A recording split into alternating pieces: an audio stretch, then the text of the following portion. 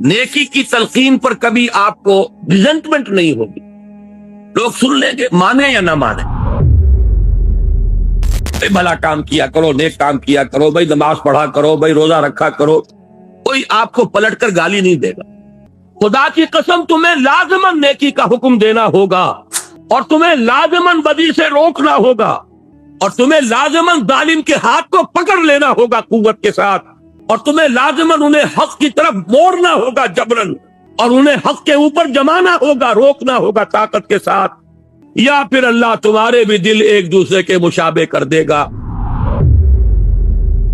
اگر یہ طرز عمل تم نہیں کرو گے، یہ ذمہ داری ادا نہیں کرو گے، تو اللہ تمہارے دلوں کو کیا ہے. حکم بھی دیا 3 باتوں کا، روکا بھی 3 باتوں. عجیب کیوں ہے؟ ذرا غور کیجئے اس کے حسن توازن ہی میں سارا حسن ہوتا ہے. 2 چیزیں ہیں، اگر آپ نے توازن ڈسٹرب کر دیا اس میں حسن باقی نہیں رہے گا. ان اللہ یامر بالعدل والاحسان وایتاء ذی القربی. اللہ حکم دیتا ہے عدل کا، احسان کا، اور قرابت داروں کا حق ادا کرنے. میں چونکہ اس وقت درس نہیں دے رہا ہوں ان آیات کا، مقصود صرف یہ ہے کہ آپ کے پیش نظر رہے کہ امر اور نہی یہ دونوں ساتھ ساتھ، اور اس میں یہاں توازن اللہ نے اس درجے کیا ہے کہ 3 ہی چیزیں مقابل میں لایا. وَيَنْهَا عَنِ الْفَحْشَاءِ وَالْمُنْكَرِ وَالْبَغْيِ يَعِظُكُمْ لَعَلَّكُمْ تَذَكَّرُونَ. اللہ بھی نیکیوں کا حکم دیتا ہے تو بدیوں سے روکتا بھی. ورنہ اگر وہ فلسفہ درست ہوتا کہ محض نیکی کی تلقین سے بدی خود بخود کافور ہو جائے گی، تو بدی کی نشاندہی کر کے اس سے روکنے کی اضافی طور پر ضرورت نہیں. آگے چلیے. نمبر 2، تقاضائے فطرت و حکمت.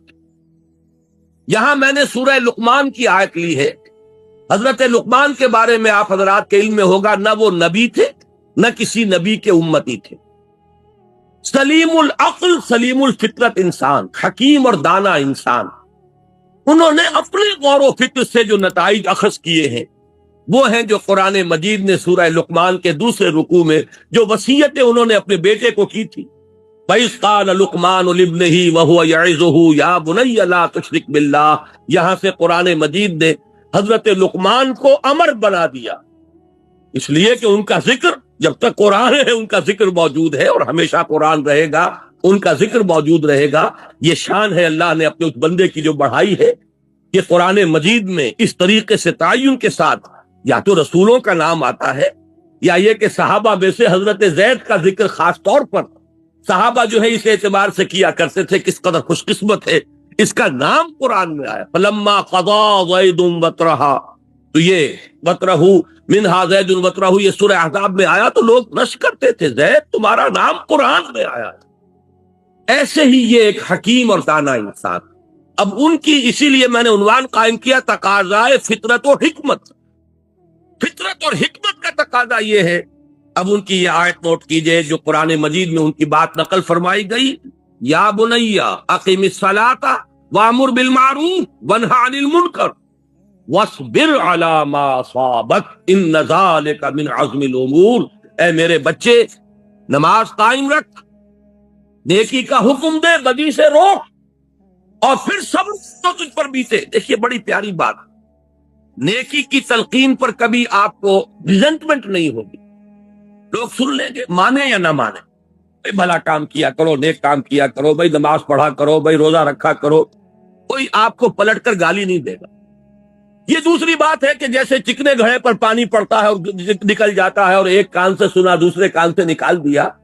لیکن اصل میں جب جوابی کارروائی ہوتی ہے لوگوں کی طرف سے، جب آپ کسی بدی پر روکے، اس وقت پھر ریزنٹمنٹ ہوتی ہے، اس وقت پھر جو ہے ریٹیلیشن ہوتی ہے. چھوٹے سے بچے کو کہہ کر دیکھیے کہ بیٹے یہ کھیلنے کی جگہ نہیں ہے، یہ کرکٹ کا میدان نہیں ہے، یہ سڑک ہے. کسی کا سر پھوڑ دو گے، کسی کی گاڑی کا شیشہ توڑ دو گے، لیکن ذرا کہہ کے دیکھیے پھر آپ کا وہاں سے اپنی عزت کو سالم لے کر واپس چلا جانا آسان نہیں ہوگا. چھوٹی سی چھوٹی بات کہہ کر دیکھیے کسی کو. اس لیے یہاں حضرت لقمان فرما رہے ہیں میرے بچے، نماز کو قائم رکھ، نیکی کا حکم دے، بدی سے روک، اور پھر جو آئے اسے جھیل، برداشت، صبر کر. وَاصْبِرْ عَلَىٰ مَا أَصَابَكَ. یہی تو ربط ہے سورۃ العصر میں. वल-अस्र इन्नल इंसान लफी खुस्र इल्ला लज़ीना आमनू व अमिलुस सालिहात व तवासौ बिल हक़ व तवासौ बिस सब्र। हक की वसीयत करके जाहिर बात है कि फिर आपको सब्र की भी जरूरत पेश आए। तीसरी चीज पर आइए, शान मोहम्मद सल्लल्लाहु अलैहि वसल्लम। ये सूरह आराफ की एक आयत है। इसका पस मंजर यह है कि जब हजरत मूसा अलैहिस्सलाम को अल्लाह ताला ने कोह तूर पर बुला लिया था 30 रातों के लिए, फिर वो बढ़ाकर 40 रातें की गई, और वहां उनकी अदम मौजूदगी में बनी इसराइल ने बछड़े की परस्ती शुरू कर दी। तो जब वो वापस आए हैं तो बहुत गजबनाक हुए, वो तो आपके इल्म में पूरा वाकया है। फिर सबसे बड़ी तौबा हुई है तारीख में, 70,000 यहूदी कत्ल हुए हैं इस मुर्तद होने की पादाश में। हर कबीले में से जिन्होंने शिर्क किया था, तो जो लोग तौहीद पर कायम रहे उन्हें हुक्म दिया गया कि अपने रिश्तेदारों को सिवा करो। मुर्तद की सजा इस्लाम में कत्ल है। इन्होंने इस्लाम लाने के बाद, नबी के साथी होने के बाद, और गाय की परस्तिश की है। ये सारा जो है, जिसको आज की इस्लाह में आप पर्ज भी कह सकते हैं, बहुत बड़ा पर्ज हुआ ये अपनी उस पार्टी का। उसके बाद कोहे तूर पर वो 70 सरकर्दा लोगों को लेकर हाजिर हुए। दुआ की परवरदिगार हमसे खता हो गई है, मुआफ फरमा दे और हमारे लिए रहमत का फैसला फरमा दे। उसका जवाब दिया गया कि एक तो मेरी रहमत आम है, वो तो हर शय के साथ, रहमती वसिअत कुल्ल शय। एक मेरी खास रहमत है जो मैंने लिख दी है अपने उन बंदों के लिए जो मेरे रसूल नबी उम्मी पर ईमान लाएंगे सल्लल्लाहु अलैहि वसल्लम। ये सूरह आराफ की आयत नंबर 157 है। उस नबी ये उम्मी की जो शान बयान हुई है सल्लल्लाहु अलैहि वसल्लम, वो आयत है ये, अल्लज़ीना यत्तबिऊन अर्रसूल अन्नबिय्यल उम्मिय्यल लज़ी यजिदूनहु मक्तूबन इंदहुम फित-तौरात वल इंजील। वो लोग के जो पैरवी करेंगे मेरे रसूल नबी उम्मी की, जिसको वो देखेंगे, मौजूद पाएंगे लिखा हुआ अपने पास तौरात और इंजील में, यानी जिनकी पेशेनगोइयां दर्ज होंगी। अब वो नबी जब आएंगे क्या करेंगे? देखिए, पहला काम क्या है? यामुरुहुम बिल मारूफ व यनहाहुम अनिल मुनकर व यहिल्लु लहुमुत तय्यिबात व युहर्रिमु लहुमुल खबाइस। नबी जब आएंगे मेरे नबी उम्मी, मेरे रसूल नबी उम्मी सल्लल्लाहु अलैहि वसल्लम क्या करेंगे? इन्हें नेकियों का हुक्म देंगे, बदी से रोकेंगे, उनके लिए तैयब चीजों को हलाल ठहराएंगे और नापाक और गंदी और खबीस चीजों को हराम ठहराएंगे। लेकिन इसमें पहली शय जो आ रही है वो क्या है? वही गाड़ी के दोनों पहिए, लाज़िम व मलज़ूम, यामुरुहुम बिल मारूफ व यनहाहुम अनिल मुनकर। नंबर 4, शान सहाबा रजी अल्लाह ताला अन्हुम। अब आपने नोट किया होगा, मैं दर्जा बदर्जा सीढ़ी उतर रहा हूं। शान बारी ताला सबसे ऊपर, फिर वो फितरतुल्लाहिल्लती फतरन्नास अलैहा, इसको इंसानों की फितरत को कहा गया फितरतुल्लाह, इसलिए नंबर 2 पर उसको लाया हूं। नंबर 3 पर रसूल सल्लल्लाहु अलैहि वसल्लम, नंबर 4 पर सहाबा, दर्जा बदर्जा नीचे उतर रहे हैं। सहाबा की शान क्या है? सूरह तौबा की आयत नंबर 71, वल मोमिनून वल मोमिनात बाज़ुहुम औलियाउ बाज़ यामुरून बिल मारूफ व यनहौना अनिल मुनकर। मोमिन मर्द और मोमिन औरतें आपस में एक दूसरे के साथी हैं, पुष्टपनाह हैं, मददगार हैं, हिमायती हैं, और उनकी शान क्या है? यामुरून बिल मारूफ व यनहौना अनिल मुनकर, नेकी का हुक्म देते हैं, बदी से रोकते हैं। इसका जरा कॉन्वर्स भी देख लीजिए। ये कॉन्वर्स का लफ्ज़ शायद मेरी उम्र के लोगों को याद आया हो, जिन्होंने अंग्रेजी में मैट्रिक में ज्योमेट्री पढ़ी थी। हर थ्योरम का एक कॉन्वर्स होता था, एक नजरिया है, एक उसका अक्स है। तो इसका भी एक अक्स है। मुनाफिकीन की शान बयान हुई है, कैफियत मुनाफिकीन, उसी सूरह तौबा की आयत नंबर 67 में, अल मुनाफिकून वल मुनाफिकातु बाज़ुहुम मिन बाज़ यामुरून बिल मुनकर व यनहौना अनिल मारूफ। लफ्ज दोनों यहां भी आ गए। ये मुनाफिक मर्द और मुनाफिक औरतें, ये एक दूसरे में से हैं, ये एक दूसरे के साथी हैं, पुष्टपना है, मददगार हैं। वो क्या करते हैं? वो नेकी से रोकते हैं और बदी का हुक्म देते हैं। यहां मैं जरा एक हदीस भी आपको सुना दूं। एक मर्तबा हुजूर ने सहाबा किराम से फरमाया, तुम लोगों का क्या हाल होगा? कैफा अंतुम, اذ لا تأمرون بالمعروف ولا تنہون عن المنکر. کیا حال ہو جائے گا مسلمانوں تمہارا جب تم نیکی کا حکم دینا چھوڑ دو گے اور بدی سے روکنا چھوڑ دو گے. صحابہ حیران ہوئے، ان کے لیے تو یہ ناقابل قیاس، ناقابل گمان بات. انہوں نے کہا اوا کائن ذالک یا رسول اللہ. انہوں نے حیرت کے ساتھ کہا ہے اللہ کے رسول کیا ایسا ہونے والا ہے؟ آپ نے فرمایا بل اشد من ذالک سیکون. تم اسی پر حیران ہو رہے ہو میرے صحابہ، اس سے بھی زیادہ شدید کیفیت پیدا ہو جائے گی. اب وہ حیران ہوئے، وہ کیا ہوگی؟ فرمایا تامرون بالمنکر وتنہون عن المعروف. وہ دور بھی آ جائے گا کہ تم منکر کا حکم دو گے اور بدی کا حکم دو گے اور نیکی سے روکو. یہ وہ شان ہے منافقین کی کیفیت. گویا کہ حضور نے فرمایا ایک وقت آئے گا میری امت میں یہ نفاق عام ہو جائے گا. آج آپ کا معاشرہ وہی ہے. نیکی کے راستے پر چلنا بہت مشکل، بدی کے راستے کھلے ہیں، کشادہ ہیں، کوئی ریزسٹنس ہے ہی نہیں. کوئی نوجوان ذرا داڑھی رکھ لے، تمام رشتہ دار، اعزاء، قریب، والدین وہ اس کے سر کو اس پر سوار ہو جائیں. تم نے کیا کیا؟ ذرا گھر میں کوئی شرعی پردہ کر کے نافذ کر کے دیکھیے. You will be an outcast. آپ اپنے معاشرے سے نکال دیے جائیں. آپ بالکل، آپ کا تعلق جو ہے وہ معاشرے سے، عزیزوں سے کر کے دیکھیے.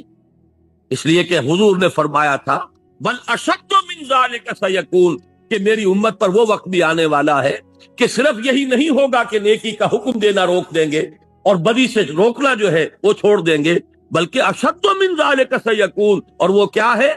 تامرون بالمنکر وتنہون عن المعروف، جو کہ اس وقت منافقین کی شان. آگے آئیے، یہ 6 آیت میں ابھی آپ کو سنا چکا ہوں پہلے ہی. امت کا فرض منصبی، کنتم خیر امت اخرجت للناس تامرون بالمعروف وتنہون عن المنکر. نمبر 7، دور زوال میں امت مسلمہ کے لیے سہ نکاتی لاہ عمل کا نقطۂ عروج. یہ 3 آیات جو یہاں درج ہیں، میں نے ایک تقریر کی تھی آپ کے اسی شہر کراچی میں ایک مسجد میں آج سے 4 سال قبل. اس پر مفصل خطاب ان 3 آیات کی روشنی میں ایک لائحہ عمل کیا کرے اس حال میں، کس طریقے سے صورتحال تبدیل ہو. قرآن مجید تو ہمیشہ کے لیے ہدایت اور رہنمائی ہے. اس نے اس دور کے لیے بھی ہدایت دی ہے، بعد والے دور کے لیے بھی ہدایت دی. اس دور زوال میں اگر یہاں سے اب اوپر اٹھنے کے لیے آپ کو لائحہ عمل درکار ہے تو بھی رجوع کیجئے قرآن کی طرف. قرآن مجید نے ان 3 آیات میں سورہ آل عمران کی آیات 102، 103، 104 ایک سہ نکاتی لائحہ عمل دیا ہے، جس میں آخری بات وہ ہے جو ابھی میں نے آیت آپ کو سنائی تھی، وَلْتَكُمْ مِنْكُمْ أُمَّةٌ يَدْعُونَ إِلَى الْخَيْرِ وَيَأْمُرُونَ بِالْمَعْرُوفِ وَيَنْهَوْنَ عَنِ الْمُنْكَرِ وَأُولَٰئِكَ هُمُ الْمُفْلِحُونَ. پہلا نقطہ یہ ہے کہ ہر شخص تقوی اختیار کرے. دوسرا نقطہ یہ ہے کہ مل جل کر بنیان مرصوص بنو، قرآن مجید کی رسی کو مضبوطی سے تھام لو، اللہ کی رسی، وَاعْتَصِمُوا بِحَبْلِ اللَّهِ جَمِيعًا. اور تیسرا نقطہ ضربہ سلام کیا ہے اس کا؟ وَلْتَكُمْ مِنْكُمْ أُمَّةٌ يَدْعُونَ إِلَى الْخَيْرِ وَيَأْمُرُونَ بِالْمَعْرُوفِ وَيَنْهَوْنَ عَنِ الْمُنْكَرِ وَأُولَٰئِكَ هُمُ الْمُفْلِحُونَ. تم میں سے ایک جماعت تو ایسی قائم ہونی چاہیے جو یہی 3 کام کرے اور کوئی کام نہ کرے. میں یہاں پر عرض کر دوں کہ واقعہ یہ ہے کہ آج وہ بعد میں تفصیل سے گفتگو ہوگی، ہماری دینی جماعتیں بھی اپنے اصل ہدف سے ہٹ چکی. اس وَلْتَكُمْ مِنْكُمْ أُمَّةٌ، اس کے کرنے کے صرف 3 کام قرآن نے بتائے: خیر کی طرف دعوت، نیکی کا حکم، بدی سے روکنا. یہ پاور پالیٹکس میں اپنے آپ کو ملوث کر لینا، کبھی کسی کا پاسنگ بن جانا، کبھی کسی کا ضمیمہ بن جانا، ادھر سے ادھر جو سیاسی اعتبار سے لڑکتے رہے ہیں، یہ در حقیقت اپنے اصل ہدف سے ہٹ جانے کی بنا پر وہ تیر نیم کش جس کا نہ ہو کوئی ہدف. اپنے اصل ہدف سے، ہمارے یہ جو لائحہ عمل کا جو ہدف ہے اس سے ہٹ چکے ہیں. بہرحال اس کے ضمن میں عرض کر دوں کہ وہ جو میں نے تقریر کی تھی، وہ بھائی جمیل الرحمان صاحب، اللہ تعالیٰ انہیں صحت بھی دے اور عمر بھی دے، انہوں نے میری کتنی ہی تقریریں ہیں، بڑا مشقت طلب کام ہے یہ ٹیپ سے اتارنا، اور یہ کر رہے ہیں. کم سے کم میں سمجھتا ہوں کہ 15 برس ہو گئے ہیں انہیں یہ کام کرتے ہوئے. میری بہت سی تقریریں ایسی ہیں جو انہی کے ذریعے سے وہ کتابی شکل میں آئی. اسی کراچی میں نے ایک تقریر کی تھی اسی آیت کے حوالے سے جو ابھی سورہ اعراف کی ہم نے پڑھی ہے. اس میں اہل ایمان کے بارے میں فرمایا کہ وہ لوگ کیا کریں گے، الذین آمنوا بہ وعزروہ ونصروہ واتبعوا النور الذی انزل معہ اولئک هم المفلحون. ہمارے اس رسول نبی امی کو جو لوگ جو ان پر ایمان لائیں گے، ان کی تعظیم کریں گے، ان کی مدد کریں گے، اور جو نور ان کے ساتھ نازل کیا جائے گا اس کا اتباع کریں گے، وہی فلاح پانے والے ہوں گے. وہ تقریر بھی انہوں نے اتاری تھی اور وہ چھپ چکی ہے. کتنے ایڈیشن اس کے. نبی اکرم صلی اللہ علیہ وسلم سے ہمارے تعلق کی بنیادیں الحمدللہ بہت پسند کیا گیا وہ عوام میں، خواص میں، اس لیے کہ ایک بالکل نقطہ نظر سامنے آیا. یہ وہ مختلف نقطہ نظر کہ آیا صرف درود پڑھ دینے سے حق ادا ہو گیا، یا یہ کہ عید میلاد منا لینے سے حق ادا ہو گیا حضور کا صلی اللہ علیہ وسلم، یا جلوس نکال دینے سے حق ادا ہو گیا، یا کوئی اور ذمہ داریاں ہیں ہماری نبی اکرم صلی اللہ علیہ وسلم کے بارے میں. اسی طرح اس تقریر کو بھی انہوں نے اتارا تھا اور اب وہ بھی کتاب کی شکل میں شائع ہو رہی ہے. لیکن تازہ میثاق جو میں خاص طور پر حکم دے کر آیا تھا کہ اس کو جلدی سے شائع کیا جائے، اور بائی ایئر کارگو میں نے منگوایا ہے، آج اس کے نسخے باہر موجود ہیں. یہ کوئی 64 صفحے کا کتابچہ ہے جو اس میثاق کے اندر پورا کا پورا آ گیا. لہذا میں آج اس موضوع پر گفتگو نہیں کر رہا. یہ جو سہ نکاتی لایا عمل ہے، آپ میں سے ہر شخص کوشش کرے کہ اس کو میثاق کے شمارے کو لے کر جائے اور آج ہی رات اسے پڑھ لے. انشاءاللہ وہ محسوس کرے گا کہ یہ ایک ایسی شے ہے جسے بڑے پیمانے پر مسلمانوں کے اندر عام کرنے کی ضرورت ہے. قرآن نے ہمیں لاہ عمل دیا ہے، اب کدھر بھٹک رہے ہیں. جیسے حضور صلی اللہ علیہ وسلم، مجھے غزوہ حنین کا وہ وقت یاد آ رہا ہے جب صحابہ، چونکہ بوچھاڑ ہوئی تھی تیروں کی، بڑی سخت بوچھاڑ، جب حضور اور مسلمانوں کا لشکر جب جا رہے تھے تو ایک تنگ درے میں، پہاڑی کے درے میں سے گزر رہے تھے، اور پہاڑی کے دونوں طرف جو ہے پہاڑوں پر اس درے کے وہ کفار پہلے سے بیٹھے ہوئے تھے، اور انہوں نے جو پھر بوچھاڑ کی ہے تیروں کی تو بھگدڑ مچ گئی. اس وقت حضور صلی اللہ علیہ وسلم نے ایک آواز بلند کی، الیہ یا عباد اللہ، الیہ یا عباد اللہ کے بندوں کدھر جا رہے ہیں، آؤ میری طرف. میں یہ عرض کر رہا ہوں قرآن آج پکار رہا ہے، الیہ یا عباد اللہ، آؤ میری طرف. میرے پاس پروگرام ہے، میرے پاس لاہ عمل ہے، میرے پاس ہدایت ہے، لیکن تم نے مجھے اپنا امام بنایا ہی نہیں. یہی وجہ ہے کہ میں نے اس کتابچے کا انتصاب لکھا ہے، یہ جو شروع میں ہوتا ہے، ان باہمت لوگوں کے نام جو قرآن حکیم کو واقعتاً اپنا امام بنانے کا عزم کر لیں.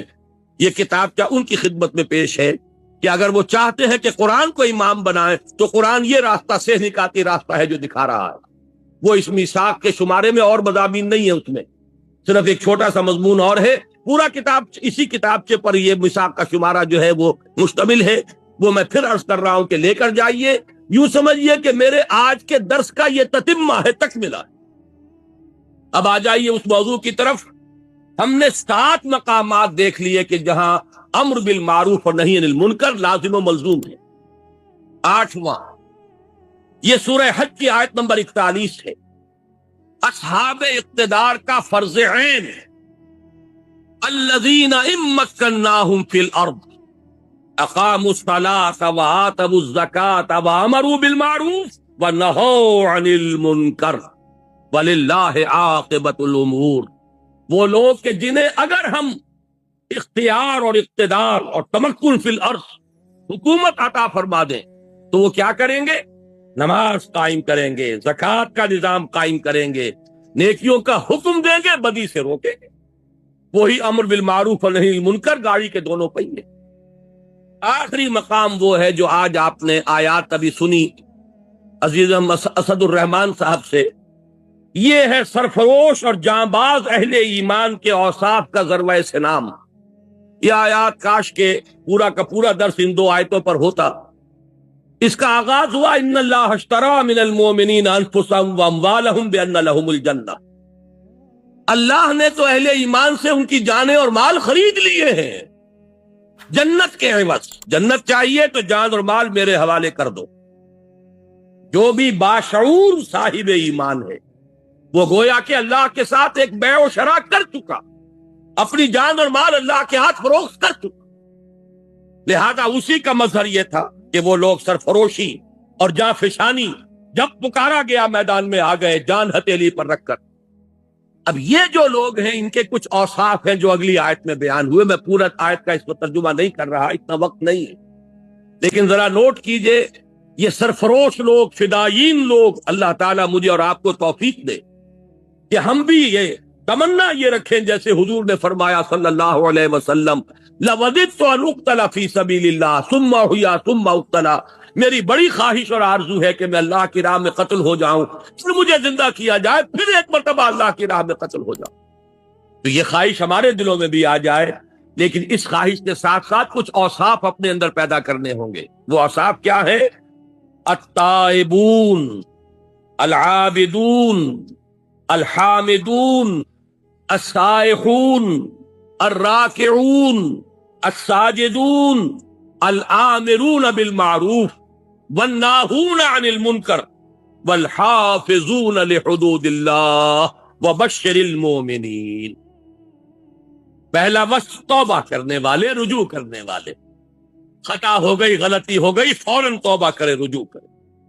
عن ابن مسعود رضی اللہ عنہ، حضرت عبداللہ ابن مسعود سے روایت ہے، قال رسول اللہ صلی اللہ علیہ وسلم، کہ حضور صلی اللہ علیہ وسلم نے فرمایا، ان اول ما دخل النقص علی بنی اسرائیل، بنی اسرائیل میں سب سے پہلے جو نقص پیدا ہوا وہ یہ تھا۔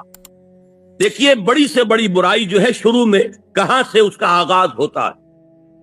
بڑے بڑے بند جب ٹوٹتے ہیں تو شروع میں چھوٹا سا سوراخ ہوتا ہے۔ آپ کو معلوم ہے کہ بڑی بڑی نہروں جو ہے ان کے اندر جب وہ کٹ واقع ہوتا ہے تو بسا اوقات صرف کسی چوہے کے بل کے ذریعے سے پانی جو ہے آتا ہے اور پھر وہ شگاف پڑ جاتا۔ وہ چوہے کا بل کون سا ہے کہ جو قوموں کو برباد کرتا؟ ان اول ما دخل النقص علی بنی اسرائیل، بنی اسرائیل میں جو نقص پیدا ہوا سب سے پہلے وہ یہ تھا، انہ کان الرجل یلقی الرجل، کہ ان میں سے ایک شخص دوسرے شخص سے ملاقات کرتا تھا، فیقول، اور یہ کہتا تھا، یا ھذا، اے فلاں، اتق اللہ، اللہ کا تقوی اختیار کر، ودع ما تصنع، اور جو تم کر رہے ہو اس کو چھوڑ دو، فإنہ لا یحل لک، اس لیے کہ یہ تمہارے لیے جائز نہیں ہے، حلال نہیں۔ یہ سیور ریفل میں نہ لگو، یہ سودی کاروبار میں نہ لگو، یہ کام نہ کرو، یہ جو بے پردگی اختیار کی ہے اس کو چھوڑ دو، یہ چیزیں جائز نہیں ہے، حلال نہیں۔ یہاں تک تو بات صحیح ہے کہ ایک برائی کے اوپر اس نے روکا ٹوکا، اس کے لیے جو نہی عن المنکر ہے فریضہ اس کا سر انجام دیا، لیکن اب آگے پڑھیے، ثم یلقاہ من الغد، پھر اس کی ملاقات اسی شخص سے دوبارہ ہوتی تھی دوسرے دن، وہو علی حالہ، اور وہ شخص جو تھا جو حرام خوری میں مبتلا تھا وہ اپنے اسی سابق حال پر ابھی قائم ہے، اس نے توبہ نہیں کی، اس نے رجوع نہیں کیا، اس نے اس منکر کو ترک نہیں کیا، اس نے حرام خوری جو ہے وہ نہیں چھوڑی۔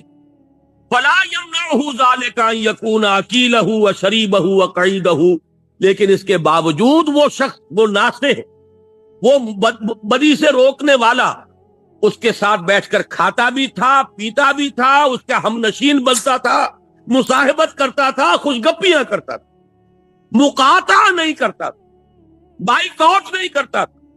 دیکھیے یہ وہ لفظ میں استعمال کر رہا ہوں جو ہر روز آپ پڑھتے ہیں جب وتر میں اندر آپ دعا مانگتے ہیں، دعائے قنوت، وَنَخْلَعُ وَنَتْرُكُ مَن يَفْجُرُكَ، اے اللہ جو بھی تیرا فاجر ہوگا، تیرے احکام کو توڑنے والا ہوگا، ہم اس سے لا تعلقی کر لیں گے، اس سے اپنا تعلق منقطع کر لیں گے۔ نخلاؤ، یہ خلا کا لفظ ہے، خلا جو بیوی کرتی ہے شوہر سے جب طلاق لیتی ہے، خلا کہتے ہیں آپ اسے۔ نخلاؤ، ہم ان سے تعلق توڑ لیں گے، وَنَتْرُكُ، کر دیں گے ان کو، مَن يَفْجُرُكَ، جو تیرے فسق اور فجور کے اندر مبتلا ہے، جو تیرے احکام کو توڑنے والے۔ لیکن حضور نے فرمایا کہ بس یہاں سے نقص پیدا ہوا، کہا بھی کہ یہ کام غلط ہے، چھوڑ دو، یہ حرام ہے، بعد آ جاؤ، لیکن وہ باز نہیں آئے، پھر بھی ان کے ساتھ ہم پہ آلہ ہمنے والا، فلا یمنعہ ذالک ان یکون اکیلہ وشریبہ وقعیدہ، عقل کے معنی کھانا، اکیل کھانا کھانے والا، شریب شراب، یہ شربت یہ پینے کے لیے آتا، شرب یشرب، اسی طریقے سے قعید، قعدہ بیٹھنا، جسے ہم کہتے ہیں ہم جلیس، بیٹھنے والے مل کر.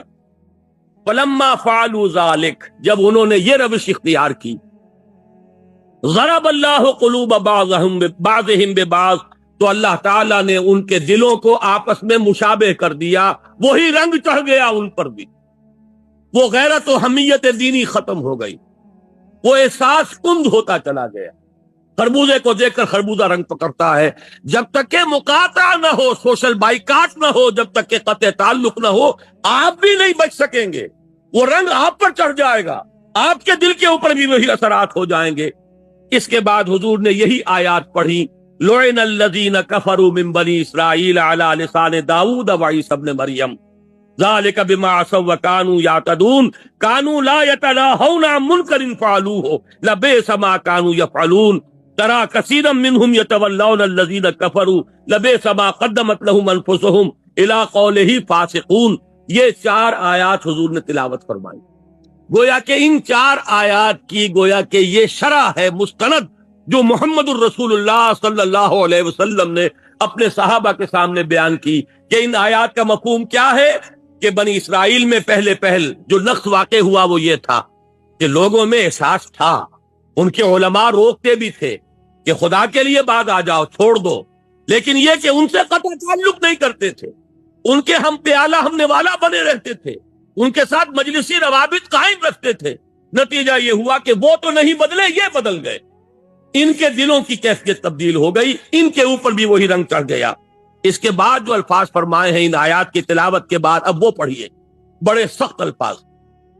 ثم قال، ان آیات کو تلاوت فرمانے کے بعد حضور نے ارشاد فرمایا، کلا، ہرگز نہیں، واللہ لتامرن بالمعروف، خدا کی قسم تمہیں لازماً نیکی کا حکم دینا ہوگا، ولتنہون عن المنکر، اور تمہیں لازماً بدی سے روکنا ہوگا، ولتاخذن علی ید الظالم، اور تمہیں لازماً ظالم کے ہاتھ کو پکڑ لینا ہوگا قوت کے ساتھ، ولتعترنہ علی الحق عطرا، اور تمہیں لازماً انہیں حق کی طرف موڑنا ہوگا جبرن، وَلَتَقْصُرُنَّهُ عَلَى الْحَقِّ قَصْرًا، اور انہیں حق کے اوپر جمانا ہوگا، روکنا ہوگا طاقت کے ساتھ.